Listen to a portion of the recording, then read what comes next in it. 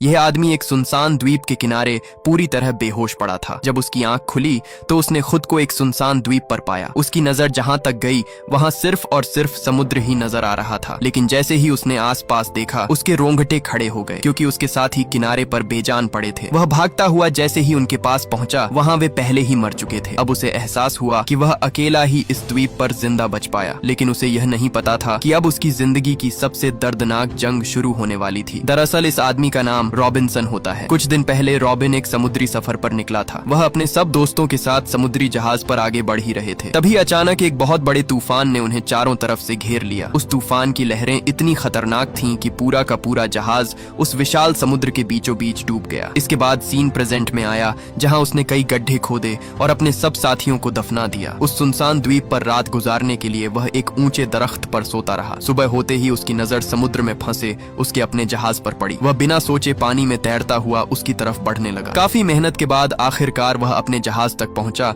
और वहां से अपने जिंदा रहने के लिए जो जरूरी सामान उसे मिलता गया वह उसे जमा करता गया। जैसे ही वह जहाज के निचले हिस्से में पहुंचा वहां उसे किसी की अजीब सी आवाज सुनाई देने लगी। उसने तुरंत एक कुल्हाड़ी उठाई और जल्दी से दरवाजा तोड़ दिया। जैसे ही उसने दरवाजा खोला उसके सामने उसका अपना ही कुत्ता जैक खड़ा था। उसने अपने कुत्ते को साथ लिया और कुछ लकड़ियों से बेड़ा बनाकर जितना सामान उठा सकता था सब लेकर वह वापस किनारे की तरफ निकल पड़ा। अथक मेहनत के बाद आखिरकार वह उस किनारे तक पहुंच ही गया। आते ही उसने खाना खाकर अपना और जैक का पेट भर लिया। लेकिन यहाँ इस सुनसान जगह पर वह खाना उसके लिए कम पड़ने वाला था, क्योंकि वह खाना सिर्फ और सिर्फ 4 से 5 दिन का था। लेकिन अगर 4 से 5 दिन तक किसी करिश्मे की तरह कोई मदद उसके लिए आ गई तो उसकी खुशकिस्मती, नहीं तो वह यहाँ भूख से ही मरने वाला था। इसलिए वह जैक को अकेला ही छोड़कर खुद किसी आंधी की तरह दौड़ पड़ा, इस उम्मीद के साथ कि आगे यहाँ से बाहर निकलने का कोई रास्ता मिल जाएगा। घने जंगल को किसी गोली की तरह पार करते हुए वह उस द्वीप के दूसरे कोने तक जा पहुंचा। लेकिन जो नजारा उसके सामने था उसने उसकी सारी उम्मीदें तोड़ कर रख दी। दूर दूर तक उसके सामने सिर्फ और सिर्फ समुद्र का पानी था। चारों तरफ फैला पानी देखकर अब उसे लगा कि वह यहाँ से कभी भी नहीं निकल पाएगा। अपने सामने का मंजर देखकर वह पूरी तरह टूट गया। दिन हफ्तों में और हफ्ते महीनों में बदलते गए। उस द्वीप पर रहते हुए उसे कई महीने गुजर चुके थे, लेकिन अभी तक वहाँ से उसे कोई भी जहाज गुजरता हुआ दिखाई नहीं दिया। अब उसे अपनी जिंदगी लगभग खत्म होती हुई नजर आ रही थी। एक दिन रॉबिन अपने कुत्ते जैक के साथ किनारे पर खड़ा था। तभी अचानक जैक जोर जोर से भौंकने लगा। जब रॉबिन की नजर समुद्र पर पड़ी तो सामने का मंजर देखकर उसकी रूह कांप उठी। दूर उसे एक बड़ा जहाज नजर आया जो ठीक उनके सामने से गुजर रहा था। उसे देखते ही रॉबिन तुरंत उसकी तरफ दौड़ पड़ा। रॉबिन अपने हाथ में मशाल पकड़े उसकी तरफ तेजी से बढ़ने लगा। उसने जल्दी से आग जलाने की कोशिश की, मगर शोले उठने में देर लग गई। तब तक जहाज धीरे धीरे दूर होता जा रहा था। घबराहट में उसने राइफल उठाई और कई फायर किए, लेकिन समुद्र की गरजती लहरों ने हर आवाज को दबा दिया। जहाज आगे बढ़ता रहा, मगर पीछे से रॉबिन की वो दर्द भरी आवाज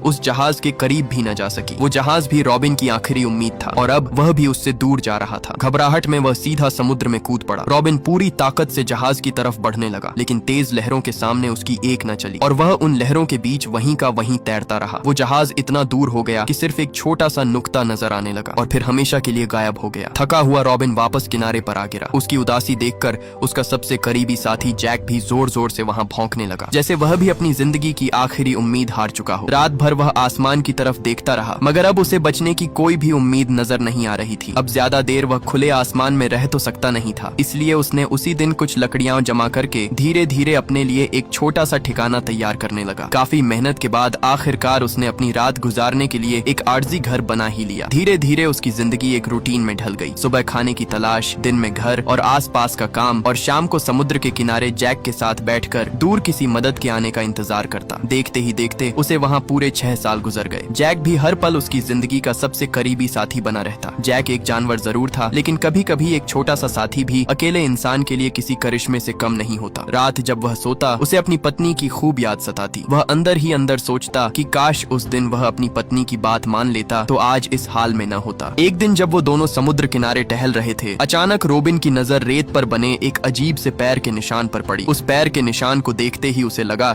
कि शायद यह उसी के पैर का निशान होगा। जब उसने उसने उसे ध्यान से देखा तब उसके होश उड़ गए। जिस पैर के निशान को वो देख रहा था वो किसी अनजान इंसान के कदम का निशान था। रॉबिन ने तुरंत राइफल मजबूती से पकड़ी और आसपास नजर घुमाते हुए आगे बढ़ने लगा। वहीं उसका साथी जैक भी बेचैन नजर आने लगा, जैसे उसे किसी अनजाने खतरे का एहसास हो गया हो। कुछ दूर जाने के बाद उन्हें वहां लकड़ी से बनी कई कश्तियां खड़ी दिखाई दी। साफ था जैसे कोई उन्हें कुछ देर पहले ही यहाँ छोड़कर गया हो। अब सवाल ये था, इस सुनसान द्वीप पर आखिर और कौन मौजूद था? उसके दिल में डर और भी बढ़ने लगा, लेकिन फिर भी रोबिन धीरे धीरे आवाजों की तरफ बढ़ता गया। अपने हाथ में अपनी राइफल थामे उसने एक बड़े दरख्त के पीछे छुपकर जब दूर अपने सामने देखा तो उसकी रूह कांप उठी। सामने लोगों का एक बड़ा झुंड किसी खौफनाक रस्म में मशगूल था। वहाँ कुछ कैद लोग रस्सी से बंधे हुए नजर आ रहे थे। अपने सामने ये देखकर रोबिन समझ गया कि यहाँ कुछ बहुत बुरा होने वाला है। उसने तुरंत अपनी राइफल रीलोड कर ली। जैसे जैसे वो अपने सामने का डरावना दृश्य देखता गया उसका दिल जोर जोर से धड़कता गया। वो जानता था कि अगर वो पकड़ा गया तो उसकी जान भी खतरे में पड़ सकती है। लेकिन फिर उसकी नजर उन कैद लोगों पर पड़ी। उनकी बेचैनी और मदद की उम्मीद ने उसके अंदर की इंसानियत को जगा दिया, क्योंकि वहाँ खड़े आदिवासी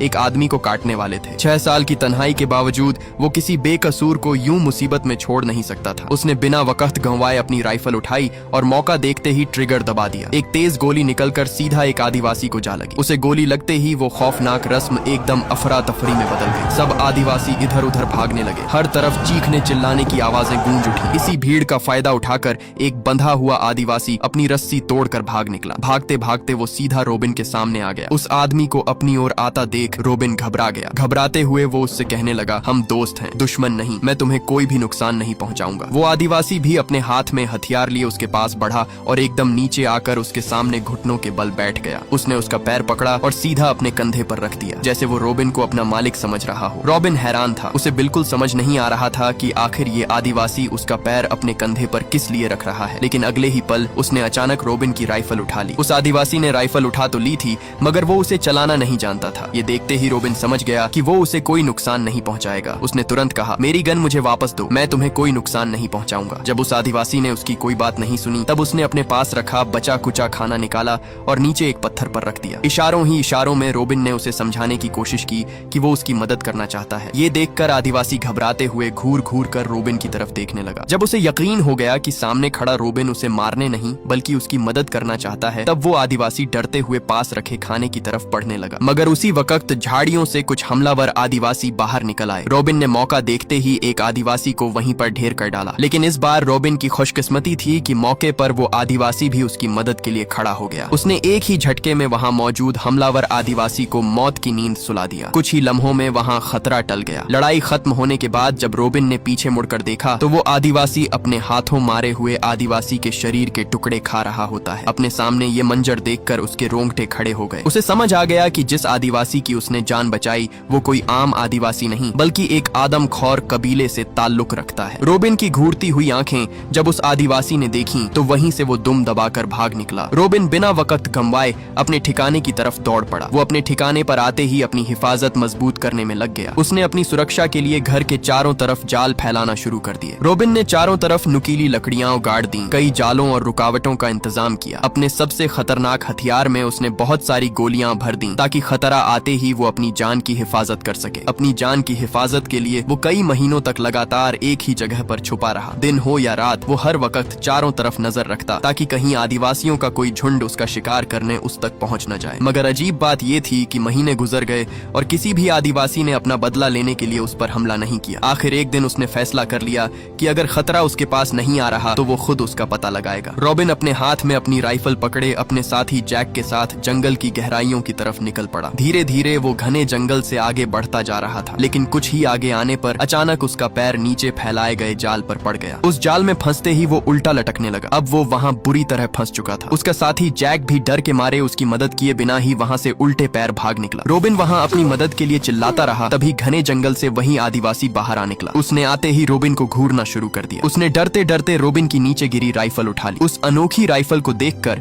उस आदिवासी के चेहरे पर ऐसी मुस्कान फैल गई जैसे उसे कोई अनमोल खजाना मिल गया हो। उल्टा लटका हुआ रोबिन समझ गया कि यही उसके पास मौका है। उसने तुरंत किसी तरह अपना चाकू निकाला और खुद से बंधी रस्सी को बीच से काट डाला। आजाद होते ही उसने अपनी राइफल सीधा उस पर चला दी जो उसे छूती छूती आगे निकल गई। आदिवासी एकदम से चौंक गया। वो समझ गया कि ये छोटा सा हथियार उसके लिए बहुत खतरनाक है। रोबिन ने उसे दिखाने के लिए अपनी राइफल ऊपर दरख्त पर बैठे पक्षियों पर चला दी, जिससे एक पक्षी वहीं वहीं पर ढेर हो गया। अपने सामने ये सब देखकर उस आदिवासी ने भी लकड़ी का एक टुकड़ा उठाया और इतने सही निशाने से फेंका कि वो सीधा अपने निशाने पर जा लगा। तब रोबिन को एहसास हुआ कि ये आदिवासी सिर्फ ताकतवर ही नहीं बल्कि काफी होशियार भी है। धीरे धीरे दोनों के बीच फिर से भरोसा पैदा होने लगा। आखिर उसने उसे अपने घर ले जाने का फैसला कर लिया। उस रात दोनों ने साथ बैठकर खाना खाया और शायद पहली बार इस सुनसान द्वीप पर रोबिन बेचारे को तन्हाई थोड़ी कम महसूस हुई। लेकिन भरोसे के साथ साथ डर भी अभी बाकी था, इसलिए उसने एहतियातन उसे बांध कर रखा। मगर अगली सुबह कुछ अजीब हुआ जिसने सब कुछ बदल कर रख दिया। आंख खुलते ही रोबिन ने देखा कि वो आदिवासी ठीक उसके सामने खड़ा है। न उसके चेहरे पर गुस्सा था और न ही भागने की कोशिश, बल्कि वो आदिवासी उसके लिए सुबह का खाना लेकर आया था। ये मंजर देखकर रोबिन का शक धीरे धीरे खत्म होने लगा। उसने तुरंत उसे आजाद कर दिया और पहली बार उसे एक दोस्त की तरह देखा। उसी दिन उसने उसका नाम हंटर रख दिया। वक्त के साथ दोनों की दोस्ती और भी मजबूत होती गई। रोबिन ने हंटर को अपनी भाषा सिखानी शुरू की और हैरत की बात ये थी कि हंटर बहुत जल्दी सीखने लगा। कुछ ही महीनों में दोनों एक दूसरे की बातें समझने लगे। अब वो आदिवासी सिर्फ एक अजनबी नहीं रहा बल्कि इस सुनसान द्वीप पर रोबिन का सबसे करीबी साथी बन चुका था। वो घर के काम से लेकर शिकार तक हर जगह रोबिन का साथ देता। धीरे धीरे दोनों की जिंदगी पहले से बेहतर होने लगी। एक शाम दोनों आग के पास बैठे बातें कर रहे थे। गुफ्तगू के दौरान जिंदगी और दुनिया को देखने के नजरियों पर बात शुरू हो गई। हंटर की सोच और तजुर्बे रोबिन से काफी अलग थे। दोनों ने एक दूसरे को समझाने की कोशिश की, लेकिन धीरे धीरे बात बहस में बदल गई। गुस्से में रोबिन ने हंटर को एक ऐसा लफ्ज कह दिया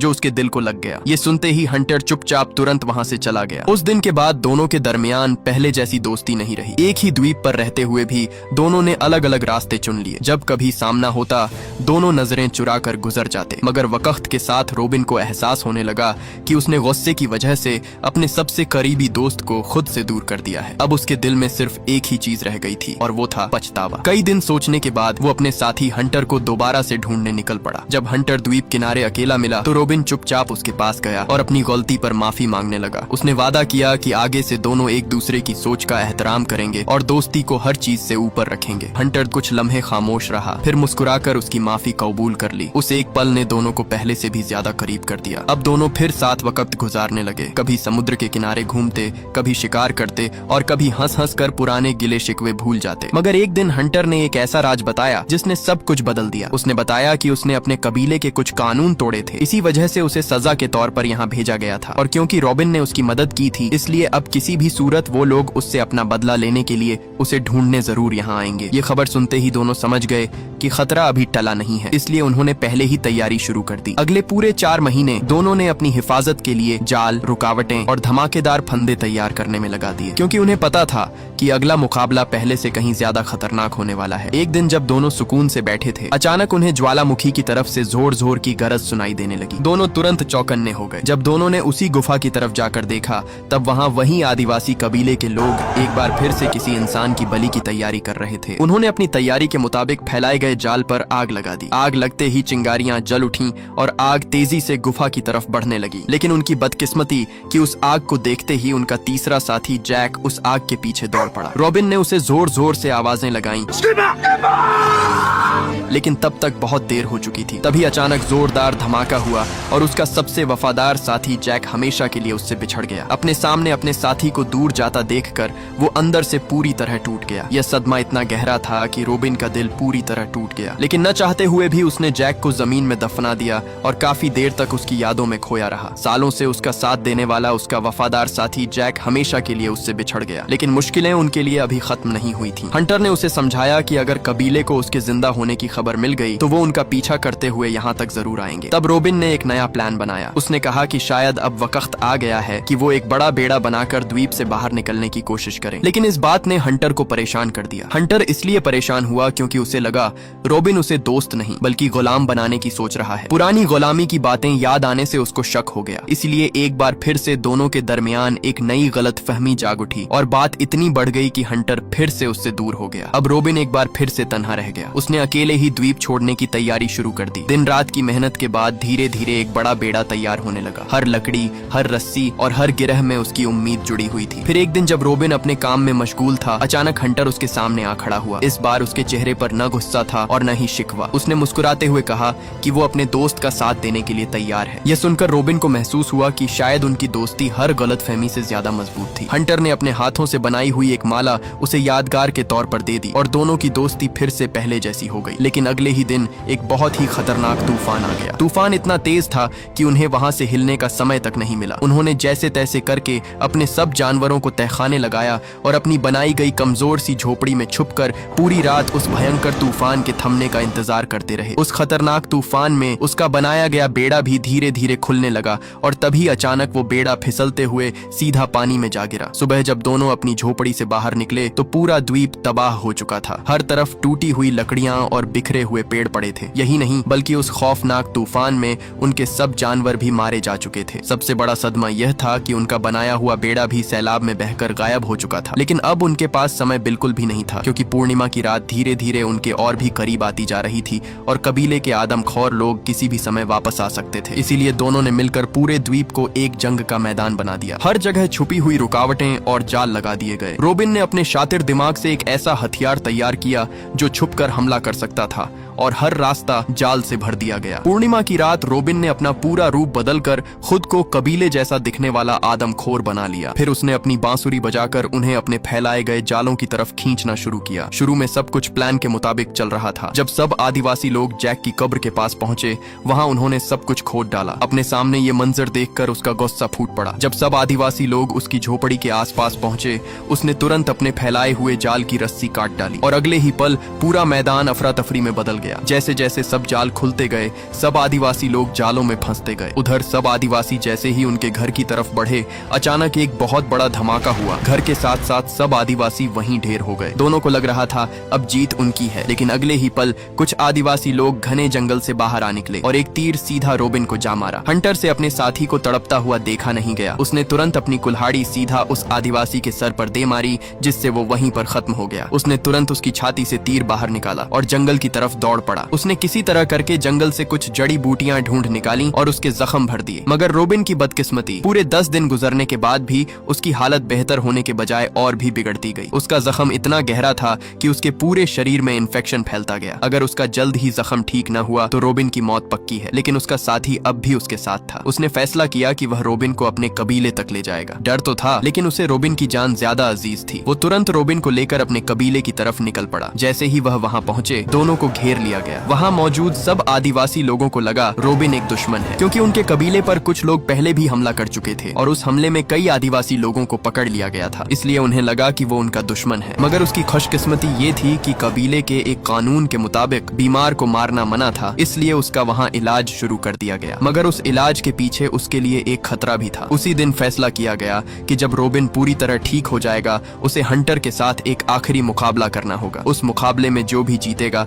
वही जिंदा बच पाएगा। पूरे 6 दिन बाद वो लम्हा आ ही गया जब रोबिन और हंटर दोनों एक दूसरे के सामने जंग के मैदान में खड़े थे। नीचे उनके तेज आग भड़क रही थी। अगर जरा सा भी हिले तो सीधा आदिवासी लोगों का खाना बनना तय था। अब फैसला दोनों दोस्तों के बीच था, या तो दोनों ही मर जाएं या कोई एक जीतकर जिंदा रहने का फैसला करे। दोनों की सांसें तेजी से धड़क रही थीं। तभी अचानक दोनों के बीच मुकाबला शुरू हो गया। दोनों एक दूसरे को हराने में लग गए, लेकिन जख्मी होने की वजह से रोबिन ज्यादा देर तक हंटर के सामने टिक नहीं पाया और अचानक उसके हाथ से उसका चाकू नीचे जा गिरा। अब लड़ने का उसके पास कोई और मौका नहीं था, इसलिए वो हंटर से कहने लगा, मुझे मार दो, मैं अब और जिंदा नहीं रह सकता। लेकिन आगे से हंटर ने उसे मारने से साफ साफ मना कर दिया। लेकिन अगर उसने उसे न मारा तो दोनों का मरना तय था, इसलिए न चाहते हुए भी हंटर उसे खत्म करने के लिए तैयार हो गया। इससे पहले हंटर रोबिन को मार पाता, अचानक हवा में गोली उड़ती हुई सीधा हंटर को जा लगी। गोली लगते ही हंटर रोबिन की बाहों में गिर पड़ा। पल भर में सब कुछ बदल गया। रोबिन का सबसे बड़ा सहारा उसी लम्हे उससे छिन गया। अचानक वहाँ बड़ी तादाद में वही लोग फिर से आदिवासी लोगों पर हमला कर चुके थे। उन सब लोगों ने पूरा आदिवासी कबीला अपने कब्जे में ले लिया। वक्त गुजरता गया। लगभग 28 साल बाद रोबिन किसी तरह उस द्वीप से बाहर निकल ही आया। उसे जिंदगी वापस मिली